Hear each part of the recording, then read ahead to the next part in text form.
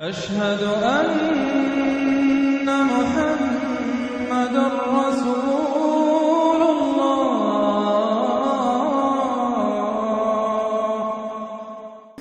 الحمد لله وكفى والصلاة والسلام على عباده الذين اصطفى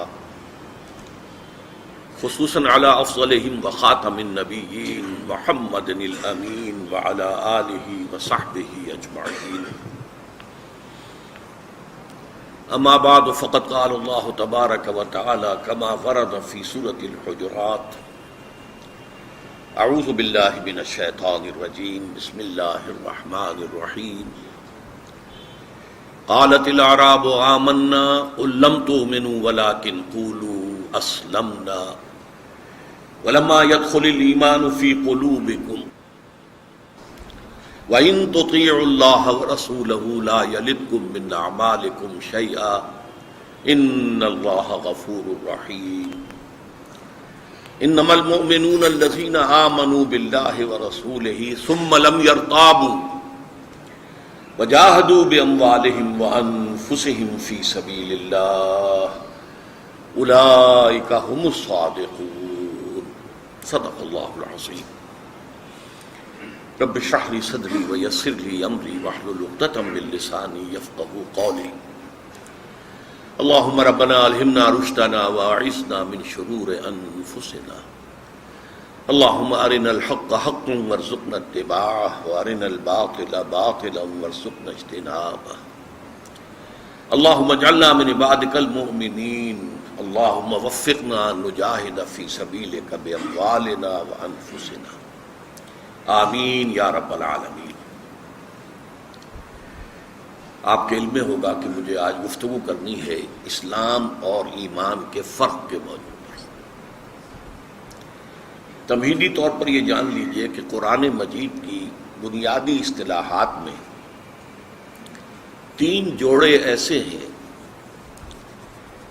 کہ جو ہم معنی بھی ہیں، مترادف کے طور پر بھی استعمال ہوتے ہیں، لیکن یہ کہ ان کے معنی میں علیحدہ ایک جداگانہ جو ہے وہ معاملہ پہلو بھی موجود ہے، فرق بھی ہے. ایک جوڑا یہی ہے اسلام اور ایمان. ہم اس کو مترادف طور پر استعمال کرتے ہیں. جو مسلمان ہے وہ مومن ہے، جو مومن ہے وہ مسلم ہے. قرآن مجید میں بھی اس معنی میں یہ دونوں الفاظ مستعمل ہیں.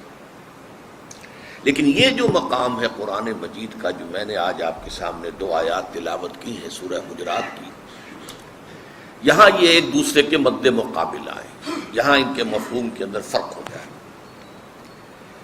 اسی طرح کا دوسرا جوڑا ہے جہاد اور قتال. ہم معنی بھی ہیں لیکن ان کے مفہوم میں فرق بھی ہے. اسی طرح کا ایک جوڑا ہے نبی اور رسول.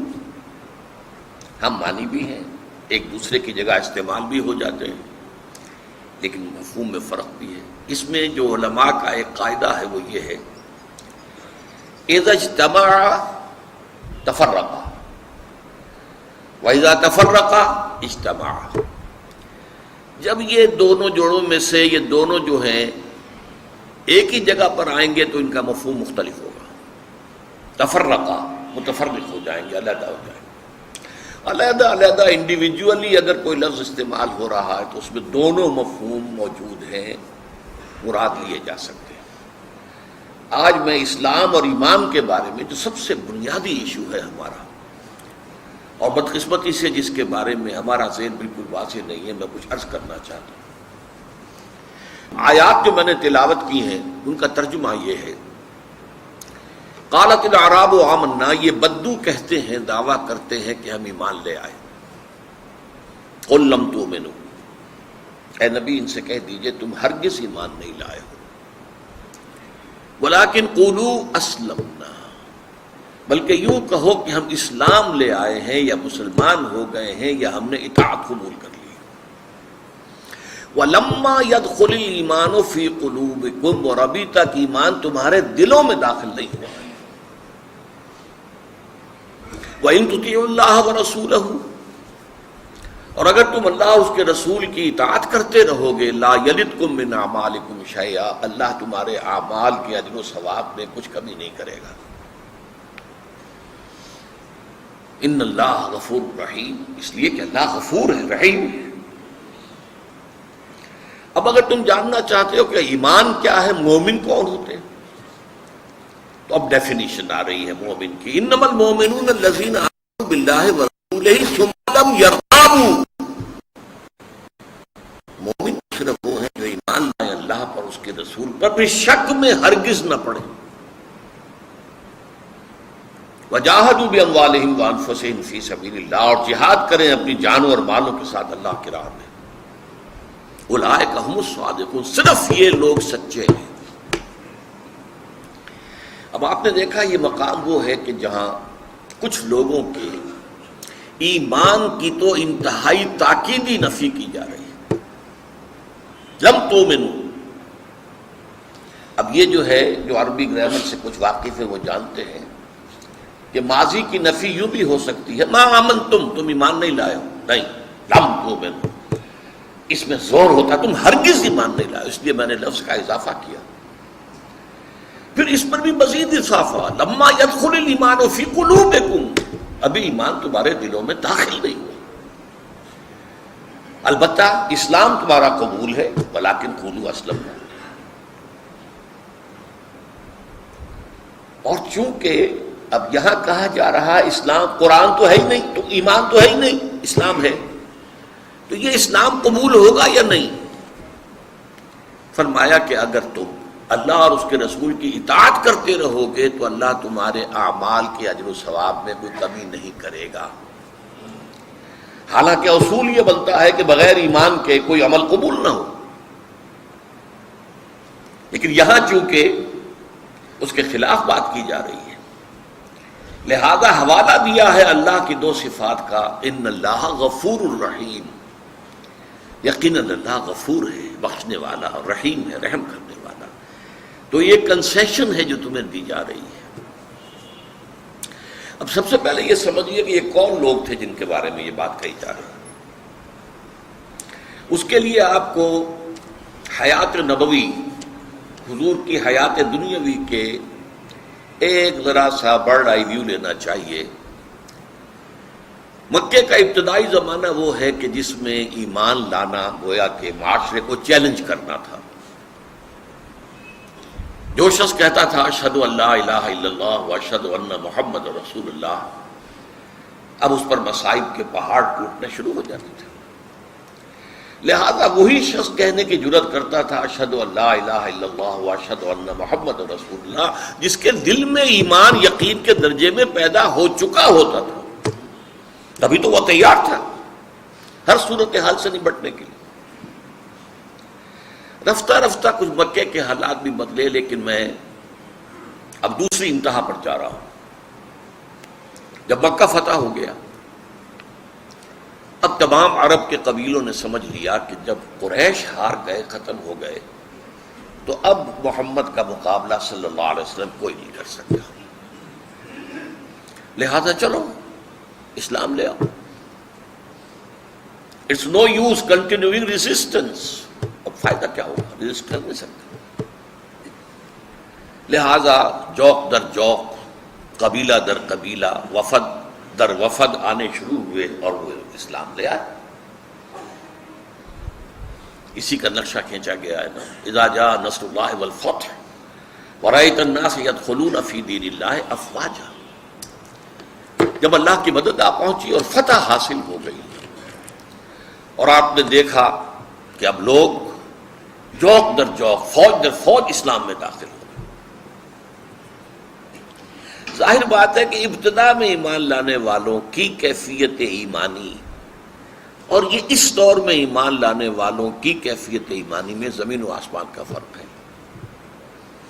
اب ویسے تو مدنی زندگی کے آغاز ہی میں ہو گیا تھا، ایمان لانے کا فوری طور پر کوئی مصیبت نہیں پڑتی تھی، اس لیے کہ حضور تو وہاں پر حاکم کی حیثیت سے داخل ہوئے، بے تاج بادشاہ، لیکن یہ بہت زیادہ نمایاں ہو گیا فتح مکہ کے بعد۔ اب اس کا تجزیہ کیجیے۔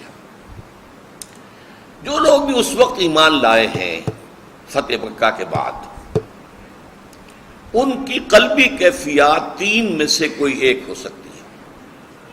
ایک یہ کہ ان کے دلوں میں واقعی ایمان بھی پیدا ہو گیا ہو، اس کی ہم نفی نہیں کر سکتے۔ ایک یہ آخری انتہا پہ لیفٹ سائڈ پر، یہ رائٹ سائڈ ہو گیا، لیفٹ سائڈ پر یہ کہ انہوں نے صرف وقتی طور پر سر نیچا کیا ہو، اس انتظار میں کہ پھر جب موقع آئے گا تو اٹھیں گے۔ یہ ہر انقلابی تحریک کے ساتھ ہوتا ہے کہ جب وہ تحریک کامیابی کے ساتھ ہمکنار ہوتی ہے تو اس کے کچھ مخالف جو ہیں وہ، جسے پنجابی میں آپ کہتے ہیں نیوی پانا، وہ سر جھکا دیتے ہیں اور پھر منتظر رہتے ہیں کہ کوئی وقت آئے مناسب کہ پھر ہم کھڑے ہوں۔ اب اس وقت تو ہم اس کے سوا کوئی چارہ کار نہیں پاتے کہ ہم جائیں اور اطاعت قبول کر لیں۔ یہ بدنیتی ہو گئی۔ مثبت طور پر ایمان بھی ہو سکتا تھا، منفی طور پر نفاق بھی ہو سکتا تھا کہ دھوکہ دینے ہی کے لیے ایمان لائے، لیکن ان دونوں کے بین بین ایبے ہو سکتا تھا۔ اب میں سمجھتا ہوں کہ بڑی تعداد ایسے لوگوں کی تھی جن کے نہ مثبت طور پر ایمان تھا، نہ منفی طور پر نفاق تھا، دل میں کچھ نہیں تھا، نہ ایمان نہ نفاق، صرف اسلام۔ انہوں نے اطاعت قبول کی، نہ کسی بدنیتی سے، نہ ہی مثبت طور پر کسی یقین کے تحت۔ یہ درمیانی لوگ ہیں جن سے یہ خطاب ہو رہا ہے۔ اکثر لوگوں نے سمجھا ہے کہ یہاں پر بات منافقین سے ہو رہی ہے، یہ صحیح نہیں ہے، اس لیے کہ منافقین کا کوئی عمل قبول نہیں۔ یہاں کہا جا رہا ہے کہ اس حالت میں بھی کہ تمہارے دل میں ایمان نہیں ہے، اگر تم اطاعت کرتے رہو گے اللہ اور اس کے رسول کی تو اللہ تمہارے اعمال کو قبول کر لے گا، اس کے اندر کوئی کمی نہیں کرے گا، کیونکہ نفاق نہیں ہے اگرچہ ایمان بھی نہیں۔ اس حالت میں اللہ تعالیٰ تمہارے اعمال کو قبول کر لے گا۔ اور اس سورہ مبارکہ کی آخری آیات کے اندر بات واضح کی ہے، اگر یہ اطاعت کرتے رہو گے تو ایمان پیدا ہو جائے گا، نیک نیتی سے اگر اطاعت کرتے رہو گے تو ایمان بھی پیدا ہو جائے گا۔ لیکن اس وقت کی جو صورتحال ہے اس کے بارے میں فرمایا کہ وَإِن تُطِيعُوا اللَّهَ وَرَسُولَهُ لَا يَلِتْكُم مِّنْ أَعْمَالِكُمْ شَيْئًا۔ اب یہ معاملہ ہے کہ جو انتہائی اہم ہے کہ ایمان کی مؤکد نفی کے ساتھ یہاں پر اسلام کو قبول کیا جا رہا، تو معلوم ہوا اسلام کچھ اور ہے، ایمان کچھ اور ہے۔ یہاں وہ اذا اجتمع تفرق، یہ ایک دوسرے کے مقابل آئے ہیں ایک ہی آیت میں، لہذا یہاں ان کا مفہوم ایک دوسرے سے جدا ہے۔ وہ جدا کیا ہے؟ اسلام در حقیقت اس دنیا میں ایک مسلمان معاشرہ اور اسلامی ریاست قائم کرنے کی بنیاد ہے۔ دنیا میں ہم کسی کے دل میں اتر کر نہیں دیکھ سکتے کہ ایمان ہے یا نہیں ہے۔ جس نے کہا اشہد ان لا الہ الا اللہ واشہد ان محمد رسول اللہ، ہم نے اس کو مسلمان مانا۔ قرآن مجید میں ایک جگہ آیا بھی ہے کہ ہرگز مت کہو لست مومنا، تم مومن نہیں ہو، ہمیں کیا پتا بھائی، ہو سکتا ہے مومن ہو۔ لہذا دنیا میں سارا معاملہ جو ہے وہ شہادت کی بنیاد پر ہے۔ بھائی زبان سے کہہ رہا ہے، گواہی دے رہا ہے، اشہد ان لا الہ الا اللہ واشہد ان محمد رسول اللہ صلی اللہ علیہ وسلم۔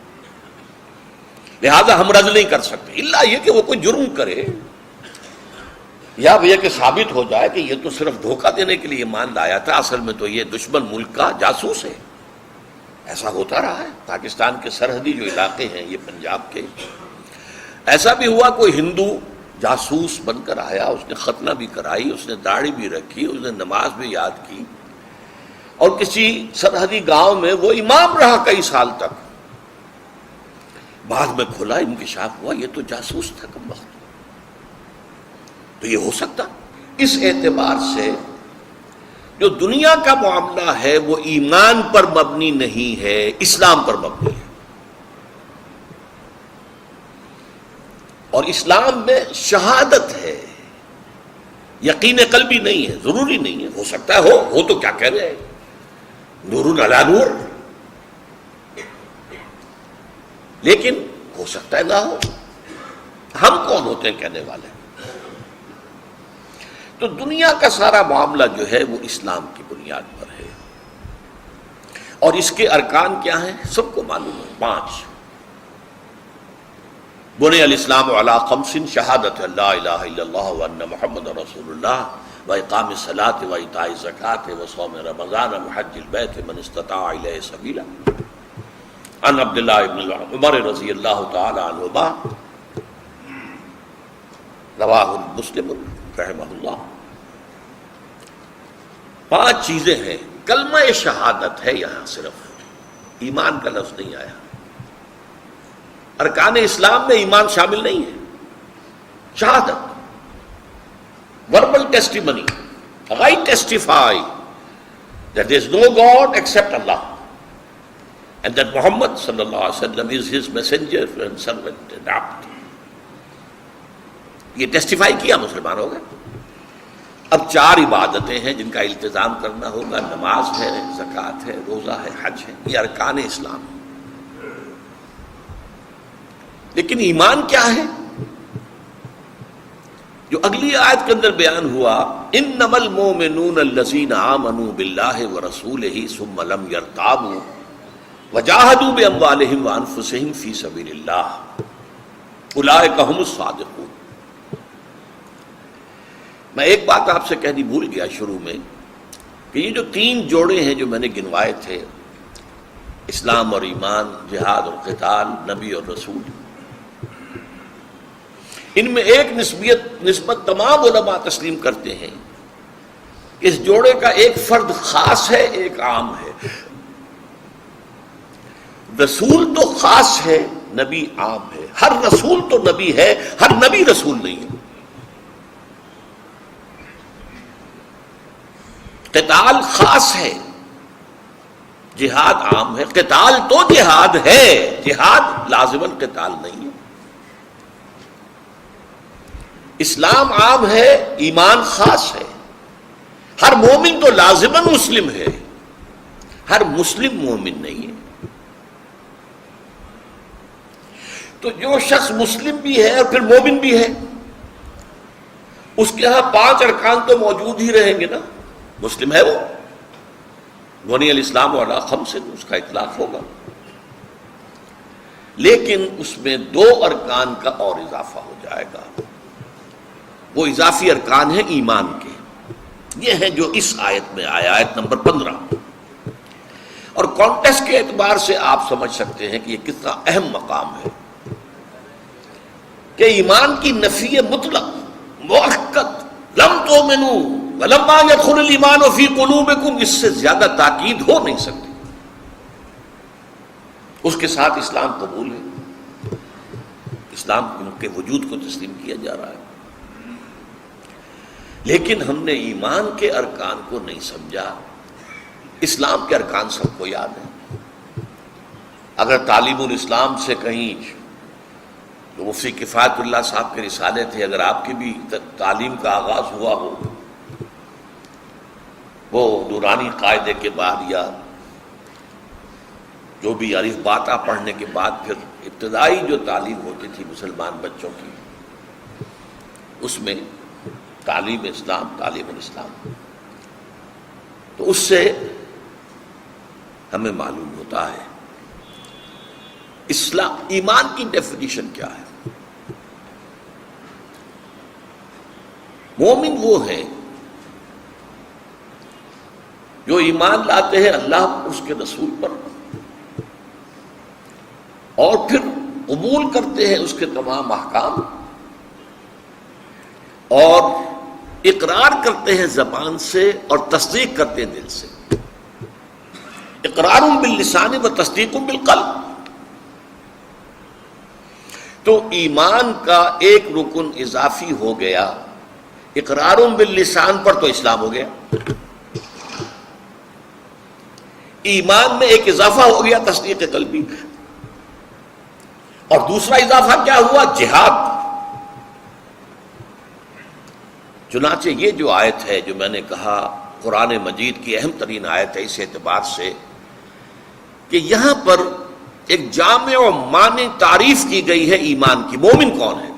کیونکہ پس منظر یہ ہے کہ اسلام اور ایمان کا اختلاف بیان کیا جا رہا ہے. کانٹیکسٹ یہ ہے.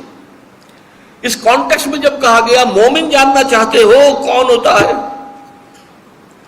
ہو سکتا ہے بہت سے لوگوں کے دلوں میں یہ آرزو پیدا ہوئی ہو ہم تو مومن بننا چاہتے ہیں، ہمیں بتایا جائے اس کے پری ریکوزٹس کیا ہیں، اس کے لوازم کیا ہیں، اس کی شرائط کیا ہیں.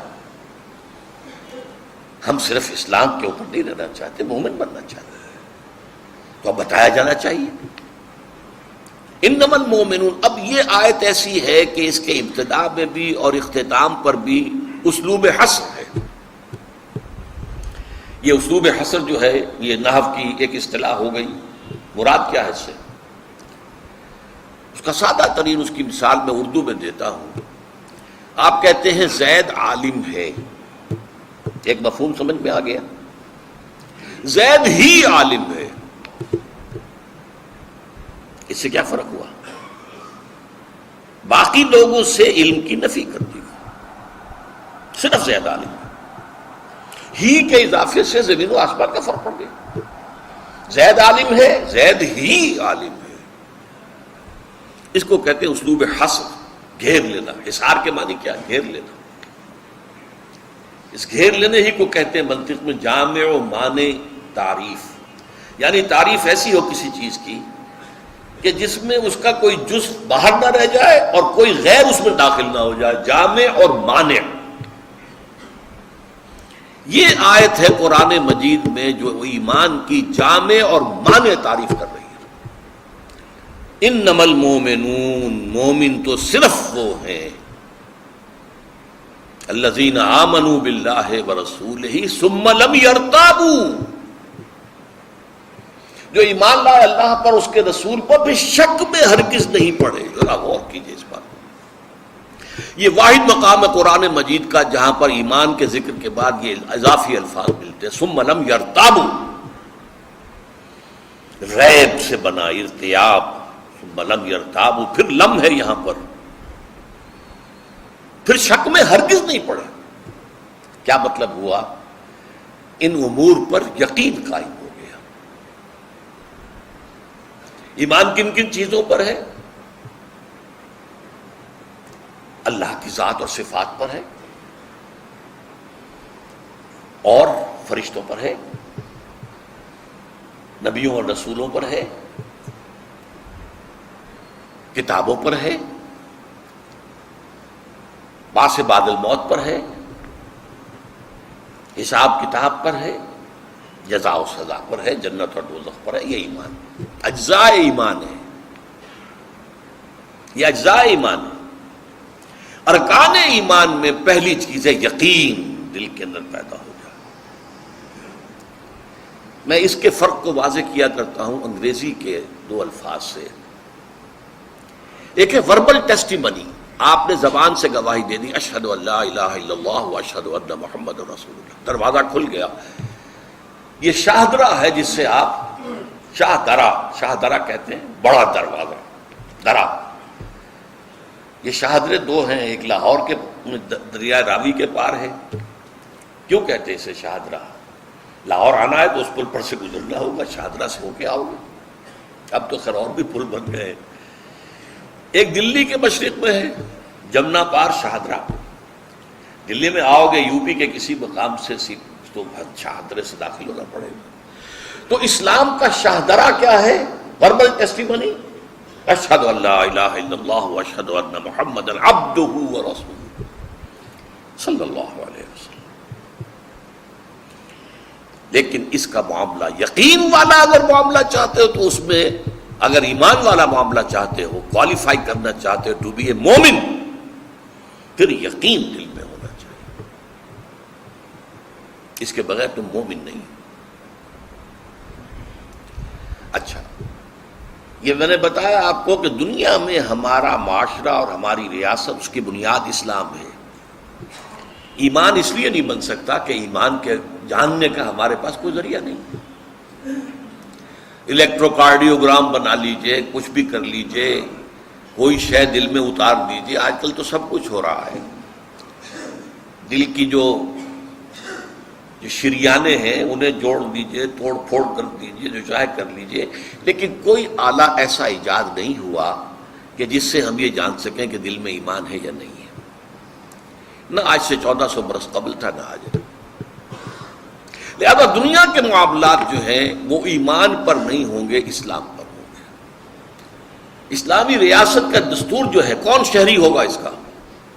وہ اسلام ہوگا، وہ بھی نہیں۔ لیکن آخرت میں معاملہ اس ہستی کے ساتھ پیش آنے والا ہے جو علیم بذات الصدور، جو جاننے والا ہے اس تمام چیزوں کا جو دلوں میں، سینوں میں موجود ہے۔ وہاں معاملہ ایمان کی بنیاد پر ہوگا۔ وہ شخص دنیا میں مسلمان تھا، مسلمانوں کا وہ لیڈر تھا، بڑا قائد تھا، سب کچھ تھا، لیکن اگر ایمان نہیں تھا تو اللہ کے ہاں اس کا کوئی مقام نہیں ہے۔ اور یہ میں بتا چکا ہوں کہ اطاعت اگر ہوتی رہے گی تو کچھ نہ کچھ ایمان ضرور پیدا ہو جائے گا۔ اس لیے کہ ایمان پہلے آیا اور اسلام بعد میں۔ یہ تو ہوا ہے مکے کے شروع میں، یقین پہلے پیدا ہوا، تب انہوں نے کہا اشہد ان لا الہ الا اللہ واشہد ان محمد رسول اللہ۔ اسی لیے جو حدیث جبرائیل ہے جو انتہائی مشہور ہے اور جس کو ام السنہ کہا گیا، سنت کی جڑ اور بنیاد، اس کی روایتوں میں فرق ہے کہ حضرت جبرائیل نے پہلے سوال کیا اخبرنی عن الاسلام، اور پھر کہا اخبرنی عن الایمان، اور یہ بھی ترتیب ہے کہ پہلے کہا اخبرنی عن الایمان اور پھر کہا اخبرنی عن الاسلام۔